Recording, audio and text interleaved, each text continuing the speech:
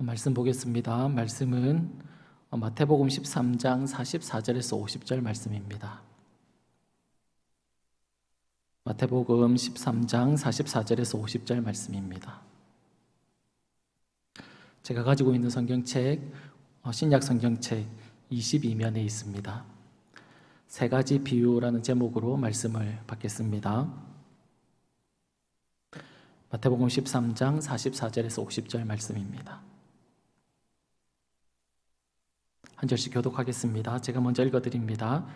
천국은 마치 밭에 감추인 보화와 같으니 사람이 이를 발견한 후 숨겨두고 기뻐하며 돌아가서 자기의 소유를 다 팔아 그 밭을 사느니라.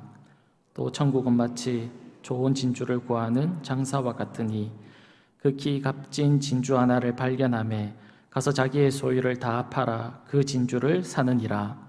또 천국은 마치 바다에 치고 각종 물고기를 모은 그물과 같으니 그물에 가득함에 물가로 끌어내고 앉아서 좋은 것은 그릇에 담고 못된 것은 내버리느니라. 세상 끝에도 이러하리라. 천사들이 와서 의인 중에서 악인을 갈라내어, 같이 읽습니다. 풀무불에 던져 넣으리니 거기서 울며 이를 갈리라. 아멘.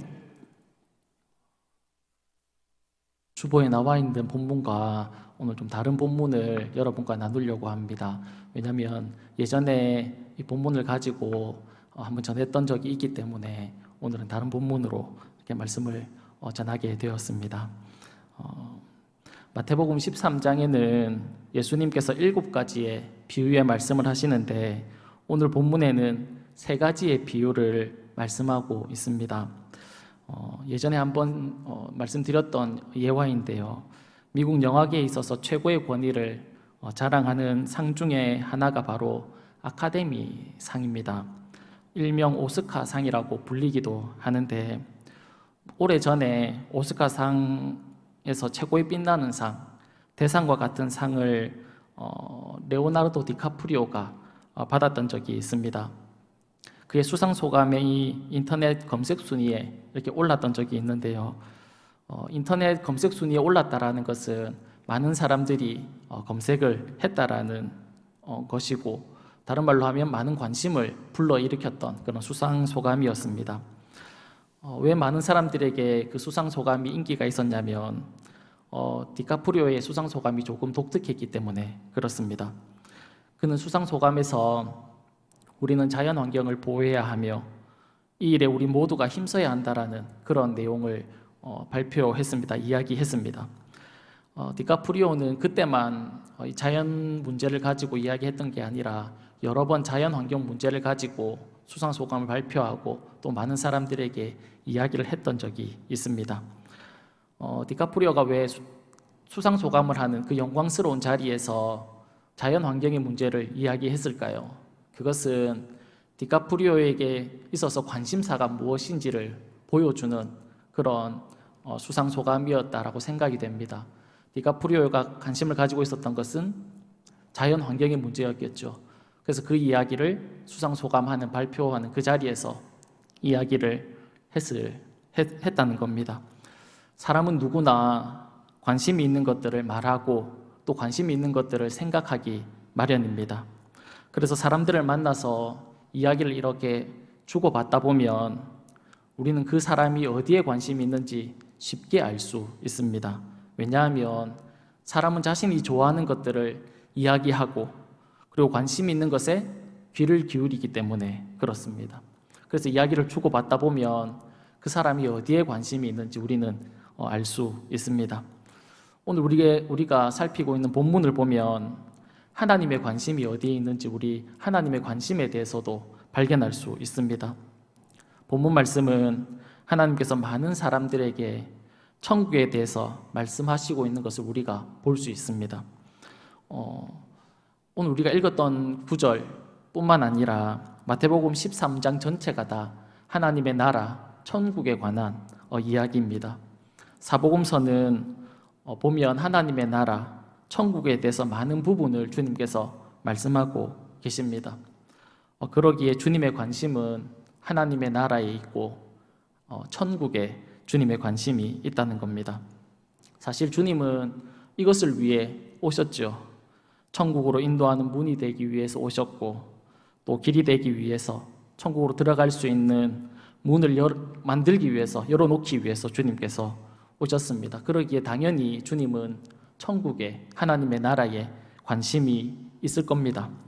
오늘 본문에서 주님은 세 가지 비유를 말씀하고 있는데, 말씀드린 것처럼 다 천국에 관한 그런 이야기들입니다. 첫 번째 비유가 천국은 마치 어떤 사람이 감추인 보화를 발견해서 기쁨으로 자기의 소유를 다 팔아 그 밭을 사는 그런 내용을 말씀하고 있고, 두 번째 비유는 천국은 진주를 구하는 어떤 장사치와 같은데, 그 사람이 좋은 진주를 만나자 이 사람도 자신의 소유를 다 팔아서 그 진주를 샀다라고 그렇게 말씀하고 있습니다. 그리고 마지막 세 번째 비유는 천국은 바다에 그물을 치고 각종 물고기를 모으는 그물과 같은데, 물고기를 잡아다가 좋은 것은 그릇에 담고 못된 것은 내버렸다 그렇게 말씀하고 있습니다. 그러면서 주님께서 이 비유를 해석해 주시면서 무엇이라고 말씀하셨냐면 세상 끝이 그와 같다라는 겁니다. 세상 끝에 천사가 와서 모여있는 사람들 중에서 악인을 갈라내어서 풀무불에 던져 넣게 된다라고 그렇게 천국에 대해서 말씀을 하고 있습니다. 우리가 오늘 이 내용을 가지고 몇 가지로 생각을 해 보려고 합니다. 먼저 첫 번째로 생각해 볼 수 있는 것은 천국은 아주 귀하다라는 것입니다. 천국은 너무 귀하죠. 우리가 너무 잘 알고 있다시피 천국은 너무 귀하다라는 겁니다. 천국은 밭에 감추어져 있는 보화와 같고, 천국은 극히 좋은 진주와 같아 그렇게 말씀하고 있습니다. 보화와 진주는 아주 값지고 그리고 귀한 물건이지요. 천국이 이와 같아 그렇게 말씀을 하고 있습니다. 그래서 천국을 보화와 진주에 비유하고 있는데, 그렇다면 이 천국을 발견한 사람들은 어떤 행동을 취하고 있습니까? 자신의 소유를 다 팔아서 그 밭을 사게 되고 그 진주를 구했다 그렇게 말씀하고 있습니다. 천국은 자신이 가지고 있는 것들을 다 팔아서, 자신이 가지고 있는 것들을 다 소비해서 얻을 만큼 소중하고 귀하다 그렇게 말씀하고 있습니다. 그렇다면 자신의 소유를 다 판다라는 것은 어떤 의미를 가지고 있을까요? 그들이 천국을 얻기 위해서 자신의 소유를 다 팔게 되는데, 자신의 소유를 다 팔았다는 것은 어떤 의미를 가지고 있을까요? 마태복음 19장에 보면 재물이 많은 그 청년이 등장합니다. 그가 예수님께 와서 이렇게 묻지요. 어떻게 하면 영생을 얻을 수 있습니까? 예수님에게 와서 어떻게 하면 내가 그 영원한 생명, 천국을 얻을 수 있습니까? 그렇게 물었습니다. 그때 예수님께서 영생을 얻기 위해서는 계명을 지켜라 그렇게 말씀을 하셨습니다. 그러자 그 청년이 그렇다면 어떤 계명을 지켜야 됩니까? 그렇게 물었을 때 주님께서 청년에게 살인하지 말라, 간음하지 말라, 도둑질하지 말라라는 내용 등의 계명을 말씀해 주셨습니다. 그때 그 청년이 그 이야기를 듣고는 저는 어렸을 때부터 그 계명을 다 지켰습니다. 그러면서 예수님에게 무엇이 더 부족합니까? 그렇게 물었습니다. 그러자 예수님께서 너의 소유를 다 팔아서 가난한 자에게 주고 나를 따르라 그렇게 말씀하셨습니다. 이 말을 들었던 청년이 어떻게 했습니까? 근심하고 돌아갔습니다. 청년이 예수님의 말씀을 듣고 근심한 이유는 그가 재물이 많았기 때문이다라고 그렇게 성경이 말씀하고 있습니다. 자신이 가지고 있던 그 재물을 다 나누어 주고 주님을 따른다라는 것에 있어서 부담감을 느낀 겁니다. 그래서 돌아갔다 그렇게 말씀하고 있습니다. 그런데 여기서 우리는 한 가지 더 청년이 부담을 가졌다라는 것을 알 수 있습니다. 자신이 가지고 있는 재물 외에 부담이 되는 게 있었는데, 그것이 무엇이냐면 그가 지금까지 살아오면서 지켜온 율법, 자신의 공로를 버리지 못하기 때문에 근심하면서 돌아간 것입니다. 이 청년은 율법을 철저히 지키면 구원을 받을 수 있을 것이다, 천국에 들어갈 수 있을 것이라고 생각하고 주님께서 말씀하신 그 율법을 철저하게 지켰습니다. 그래서 주님께서 계명을 지켜라 할 때 저는 그 계명 다 지켰습니다 그렇게 이야기한 거죠. 그래서 그는 율법을 철저히 지키면 천국에 갈 수 있을 것이다라고 생각하고 율법을 지켜왔습니다.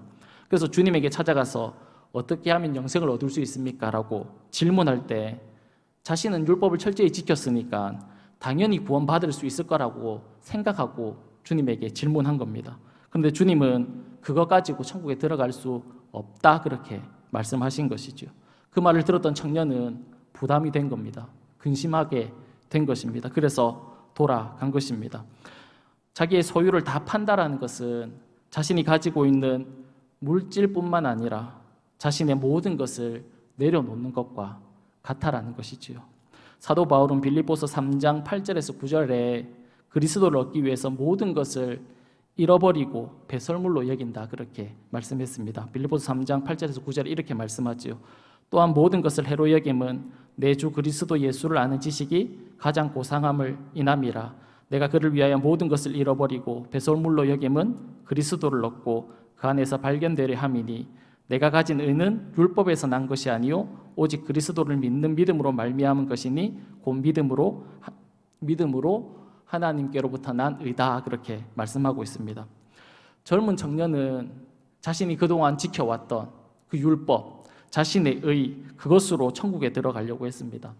그래서 율법을 열심히 지켜서 자신의 공로를 쌓아온 겁니다. 그런데 사도 바울이 무엇이라고 말하고 있냐면 천국에 들어가는 것은 믿음으로 들어가는 것이다. 자신의 의로 들어가는 것이 아니고 하나님의 의로 들어가는 것이다 라고 그렇게 말씀한 겁니다.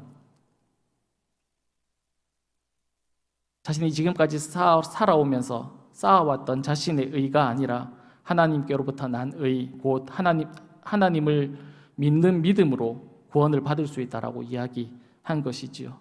사랑하는 여러분, 우리가 천국에 들어갈 수 있는 유일한 길은 우리의 노력이나 우리의 헌신이나 율법을 지킴으로 들어가는 것이 아닙니다. 우리가 천국에 들어갈 수 있는 유일한 길은 예수 그리스도를 믿는 믿음으로 들어가는 줄 믿습니다. 그러나 우리가 간과해서 안 되는 것이 있는데 믿는 자는 또한 그 하나님의 말씀을 지킨다라는 것입니다. 하나님을 사랑함으로 그 말씀을 지킨다는 것이지요. 우리가 예수님을 믿으면서 말씀대로 살지 못할 때가 있습니다. 실수할 수 있고 넘어질 수 있습니다. 유혹에 빠질 수도 있지요. 우리가 매일매일 실수하고 넘어지지 않습니까? 그러나 우리의 마음 가운데 하나님을 사랑하는, 하나님의 그 말씀을 사랑하는 그 마음이 있다라는 것입니다. 그러니까 믿음이 먼저고 주님을 믿는 믿음이 먼저고 순종이 그 다음이라는 사실입니다. 사랑하는 여러분, 우리가 믿음으로 살아갈 수 있기를 간절히 축복합니다. 두 번째로 생각해 볼 수 있는 것은 천국은 은혜로 발견하게 된다라는 것이지요. 팔레스타인 지역은 지금 은행과 같이 재산을 맡아줄 그런 기관이 없었습니다. 또한 자주 약탈과 전쟁이 일어나는 그런 지역이었기 때문에 자신이 가지고 있는 그 재산을 어떻게 보관했냐면 땅에 감추어서 보관하는 경우가 많았다라고 이야기합니다. 그래서 복음서에 보면 달란트 비유에서 이렇게 보면 주인으로부터 한 달란트를 받은 사람이 그 한 달란트를 어디에 이렇게 보관하게 됩니까? 땅 속에 보관하게 되죠. 이처럼 보아나 재물을 땅에 묻어두는 것이 그 당시에는 가장 안전한 그런 방법이었습니다. 그런데 그곳에서 전쟁이 이렇게 자주 일어나다 보니까 자신이 가지고 있던 재산을 땅에 감추어 놨는데, 밭에 감추어 놓았는데 그 사실을 아무에게도 얘기하지 않고 전쟁에서 죽게 되면 아무도 거기에 보화가 감추어 있다는 것을 알지 못합니다. 그런데 다른 사람이 우연히 그 밭에서 일을 하다가 그 보화를 발견하게 되는 경우가 있었다라고 그렇게 이야기합니다. 그러니까 밭에서 보화를 발견한 사람은 이곳에 보화가 있기 때문에 땅을 판 것이 아닙니다. 그것에 보화가 있다는 것을 알기 때문에 그 밭을 이렇게 가꾸었던 것이 아닙니다. 그냥 일하다 보니까 우연히 그 밭에 있는 보화를 발견하게 된 것입니다. 자신도 전혀 예상하지 못한 일이 일어난 것이지요. 진주를 찾아다니던 장사도 마찬가지입니다. 이렇게 좋은 진주를 발견하게 될 줄 몰랐는데 진주를 찾다 보니까 자신이 생각했던 것보다 훨씬 좋은 그런 진주를 만나게 된 것입니다. 이처럼 땅에서 보화를 발견한 사람이나 진주를 얻은 사람은 자신이 어떤 계획을 세우고 생각을 해서 얻은 것이 아니라 어떻게 하다 보니까 얻게 된 것이지요. 다른 말로 이것을 은혜라고 얘기할 수 있습니다. 은혜로 보화와 진주를 발견했다라는 겁니다. 천국도 이와 마찬가지로 은혜로 천국을 발견한다라는 것이지요. 하나님이 우리에게 은혜 주시면, 하나님이 우리에게 깨닫게 해주시면 우리가 그 천국을 알아가게 되고 깨달아갈 수 있다라는 것입니다. 그래서 천국은 은혜로 얻는 것이다, 그렇게 말씀하고 있다는 것이지요. 세 번째로 생각해 볼 수 있는 것은 천국은 아무나 다 들어가는 것이 아니라는 겁니다. 세 번째 비유, 그물 비유를 보면 천국은 바다에서 그물로 고기를 건져서 잡아 올린 후에 좋은 것은 그릇에 담고 못된 것은 버렸다라고 말씀하고 있는데, 이 비유를 주님께서 49절에서 50절 말씀에 해석을 해주고 있습니다. 거기에 보면 세상 끝에 천사들이 와서 의인 중에 악인을 갈라내어 풀무불에 던져 넣는다, 그렇게 말씀하고 있습니다. 그렇다면 좋은 고기와 나쁜 고기의 차이점은 무엇일까요? 마태복음 7장 16절에 보면 이렇게 말씀하고 있습니다. 그들의 열매로 그들을 알지니 가시나무에서 포도를 또는 엉겅퀴에서 무화과를 따겠느냐. 이와 같이 좋은 나무마다 아름다운 열매를 맺고 못된 나무가 나쁜 열매를 맺나니 좋은 나무가 나쁜 열매를 맺을 수 없고 못된 나무가 아름다운 열매를 맺을 수 없느니라. 아름다운 열매를 맺지 않은 나무마다 찍어 불에 던지느니라. 이러므로 그들의 열매로 그들을 알게 된다, 그렇게 주님께서 말씀하고 있습니다. 오늘 본문에 나오는 좋은 고기와 못된 고기를 무엇과 같다라고 말씀하고 있냐면 좋은 나무와 못된 나무와 같다라고 그렇게 말씀합니다. 그렇다면 나쁜 나무는 어떤 나무입니까? 나쁜 나무는 나쁜 열매를 맺는 나무인데 그 열매가 무엇인지 마태복음 7장 21절에서 말씀하고 있습니다. 21절부터 보면 나더러 주여 주여 하는 자마다 다 천국에 들어갈 것이 아니요 다만 하늘에 계신 내 아버지 뜻대로 행하는 자라야 들어가리라. 그날에 많은 사람들이 나더러 이르되 주여 주여 우리가 주의 이름으로 선지자 노릇하며 주의 이름으로 귀신을 쫓아내며 주의 이름으로 많은 권능을 행하지 않았습니까? 그렇게 얘기합니다. 우리가 이 사람들을 볼 때 좋은 열매 맺은 거 아닙니까? 좋은 열매 같지 않습니까? 주의 이름으로 선지자 노릇도 했고 주의 이름으로 귀신을 쫓아내기도 했고 그리고 주의 이름으로 많은 권능도 행했습니다. 좋은 열매를 맺은 것 같지 않습니까? 그런데 주님은 23절에서 이렇게 말씀합니다. 그때 내가 그들에게 밝히 말하되 내가 너희를 도무지 알지 못하니 불법을 행하는 자들아 내게서 떠나가라. 그렇게 주님께서 말씀하셨죠. 주님의 이름으로 놀라운 일들을 행했습니다. 선지자 노릇도 했고 귀신도 쫓아냈고 많은 권능도 행했습니다. 그런데 주님은 무엇이라고 말씀하고 있냐면 그들을 향해서 난 너희들을 도무지 알지 못한다. 불법을 행하는 자들아 떠나가라. 그렇게 주님께서 말씀하고 있습니다. 주님께서 왜 그렇게 하셨을까요? 주님이 그들을 모른다고 했을 때 그들이 무엇이라고 말했냐면 나는 주의 이름으로 선지자 노릇했는데 왜 주님 저를 모르십니까? 나는 주의 이름으로 많은 권능을 행했는데 주님 왜 저를 모르십니까? 그렇게 이야기합니다. 여기서 선지자 노릇, 귀신을 쫓아내는 일, 많은 권능을 행한 일이 무엇이냐면 모두 다 자신의 공로입니다. 자신이 어떻게 행했는지를 이야기하고 있는 겁니다. 천국은 자신의 공로로 들어가는 것이 아니지요. 무엇으로 우리가 천국에 들어갈 수 있습니까? 예수 믿는 믿음, 그 믿음으로 천국에 들어가는 줄 믿습니다. 주님이 이들을 향해서 나쁜 나무, 나쁜 열매라고 이야기하고 있습니다. 그러니까 그들의 공로, 자신의 어떤 행한 일들, 그런 것을 주님은 나쁜 것이다, 그렇게 말씀하고 있습니다. 내가 주님을 위해서 무언가를 했다라는 자신의 공로, 자신의 의를 가지고는 천국에 들어갈 수 없다라는 것이지요. 그래서 오늘 본문에 주님이 그릇에 담는 천국으로 데려가는 좋은 물고기는 어떤 물고기입니까? 예수님의 십자가의 공로를 믿는 자들이죠. 예수 그리스도의 십자가의 공로를 붙드는 자들입니다. 그들을 향해서 주님은 좋은 열매, 좋은 물고기다, 그렇게 말씀을 하고 있습니다. 그들을 골라내어 그릇에 담는다는 것이죠. 누가복음 18장에 보면 바리새인과 세리의 기도를 비유하고 있는데 거기에 보면 바리새인은 어떻게 주님 앞에 기도하고 있습니까? 하나님, 저는 다른 사람 곧 토색, 불의, 가늠하는 자와 같지 않고 저 세리와도 같지 않음을 감사합니다. 저는 일회에 2번씩 금식하고 또 소득의 11조를 하나님 앞에 드립니다. 그렇게 이야기합니다. 무엇을 얘기하고 있습니까? 이 바리새인이 자신의 공로죠. 내가 어떻게 하고 내가 어떻게 섬겼고 내가 하나님한테 어떻게 했는지를 이야기하고 있다는 겁니다. 근데 세리는 어떻게 기도합니까? 하늘을 쳐다보지도 못하고 하나님에게 하는 말이 저를 불쌍히 여기소서, 저는 죄인입니다, 그렇게 고백을 하지요. 이 둘 중에 누가 더 의롭다라고 인정을 받습니까? 세리가 의롭다라고 인정을 받게 됩니다. 우리가 볼 때는 율법을 더 잘 지킨 바리새인이 의인답지 않습니까? 남의 돈을 속여서 빼앗은 세리보다는 그래도 율법을 열심히 지키려고 하는 바리새인이 더 의로워 보이지 않습니까? 그런데 주님은 세리 보고 의롭다 그렇게 말씀을 했다는 겁니다. 왜냐하면 세리의 마음에는 주님을 향한 은혜와 긍휼을 구하지 않는 마음이 있었다는 거죠.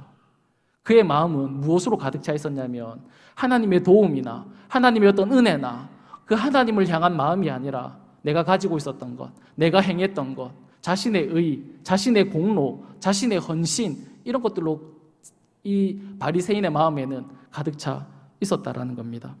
그러나 세리는 주님의 은혜, 주님의 공로, 주님의 긍휼이 아니면 안 된다라는 그 마음을 가지고 있었다는 것이죠.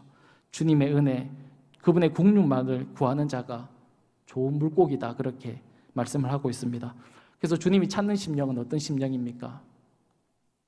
다 깨어진 심령, 상한 심령을 주님이 찾는다, 그렇게 말씀하고 있습니다. 주님 앞에 설 때마다 상한 심령으로 서는 그 심령을 주님이 찾고 있다, 그렇게 말씀하시지요. 그 주님은 오늘 또 우리를 보실 때 그 마음을 찾고 있는 줄 믿습니다. 깨어진 마음, 상한 마음, 그 마음을 주님께서 찾으시는 것이죠. 내 공로를 가지고 나오는 심령이 아닙니다. 다 깨어지고 상한 심령을 가지고 나오는 그 자를 주님이 찾으십니다. 주님의 은혜와 긍휼과 주의 도움이 아니면 안 된다라는 그 마음을 가지고 있는 자, 그 자를 주님이 오늘도 찾고 있는 줄 믿습니다. 사랑하는 여러분, 주님 앞에 이 상한 심령을 가지고 우리 모두가 다 설 수 있기를 간절히 축복합니다. 천국은 아주 귀합니다. 그 천국은 믿음으로 들어가지요. 믿음은 은혜로 얻을 수 있고 그 은혜는 주님 앞에 상한 마음을 가지고 나가는 자에게 주어진다, 그렇게 말씀하고 있습니다. 사랑하는 여러분, 주님 앞에 우리의 그 상한 마음을 드릴 수 있기를 간절히 축복합니다. 그런 밤이 되기를 간절히 바랍니다. 기도하겠습니다. 살아계신 하나님 아버지, 하나님의 말씀대로 살아보려고 노력하지만 그러지 못하는 우리의 연약한 모습, 상한 심령을 가지고 주님께로 나아갈 수 있도록 주여 은혜를 허락하여 주옵소서. 그래서 그 하나님의 도움과 은혜를 얻기를 원합니다. 그래야 우리의 삶에 주님이 주시는 은혜로 인해서 넘치는 기쁨의 삶을 살아갈 수 있도록 주님 도와 주옵소서. 예수님의 이름으로 기도드립니다. 아멘.